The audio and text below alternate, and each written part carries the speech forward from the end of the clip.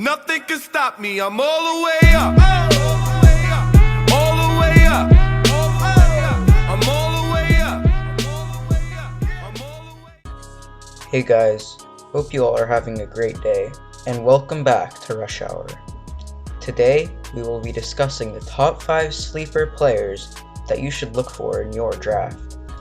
These players have tremendous upside in their new circumstances, and you should be ready to draft these players for good value with no hesitation. Coming in at number 5, we have AJ Green. Coming off of a season-ending foot injury, Green seems to be back in shape. In my opinion, Green has the potential to have the best season of his career. Remember, he's been playing with Andy Dalton his entire career. Now with Joe Burrow, expect to see a big rise in targets and production. Although his career has been plagued with injuries, here is the list that has averaged top 2 receiving numbers in the last 10 years. Julio Jones, Michael Thomas, Antonio Brown, Odell Beckham Jr., and AJ Green. That's it. AJ Green has top 10 upside with Joe Burrow taking over, and you shouldn't hesitate to draft him as a wide receiver 2 or even a wide receiver 1. Number 4, Ronald Jones. Ronald Jones has so much talent and experience around him, it's hard to think that the 23-year-old will get many touches. However, he is really the only decent running back on the roster after Peyton Barber left. They did sign LeSean McCoy, but I think that McCoy will have the same role that he did in Kansas City, a backup.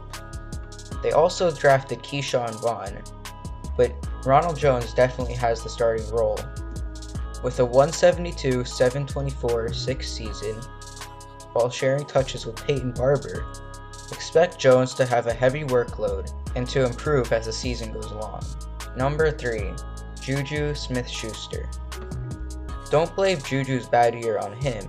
Remember, he was playing with Mason Rudolph and Devlin Hodges for all but 2 games of the season. This year, he has Big Ben Roethlisberger back under center. Deontay Johnson has become a breakout stud, and he will be the wide receiver number 2, which should open things up for Smith-Schuster. He is back where he succeeded in his first 2 seasons, in the slot, where he had back-to-back top 10 fantasy seasons. This was a guy that was considered a top 5 receiver last year with Big Ben, so expect a rebound season for Smith-Schuster with Big Ben healthy. Number 2, Josh Allen. Allen put up impressive numbers last season, while also beating out Lamar Jackson for most rushing touchdowns by a QB last season with 9. Besides that, he finally got a top-tier wide receiver in Stephon Diggs. Diggs put up decent numbers while having Adam Thielen, a Pro Bowler, play beside him. The Bills have so much young talent, it's hard to think Allen won't have a good season. Although Allen doesn't put up the greatest passing numbers, he makes up for it by scoring more rushing touchdowns than most running backs.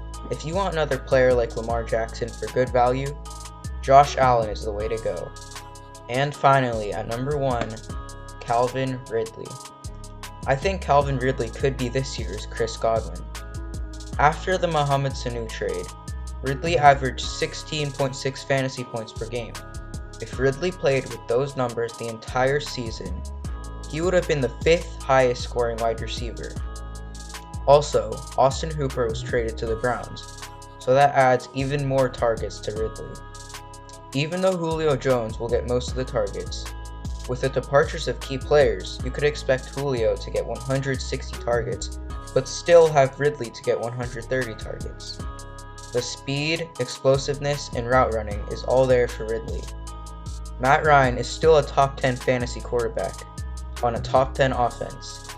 If Calvin Ridley can stay healthy, he will be a top 10 fantasy receiver this season. Guys, we're going to wrap up the video here. I hope you all learned something new, and hopefully I helped you dominate your draft, and hopefully I helped you win more fantasy games.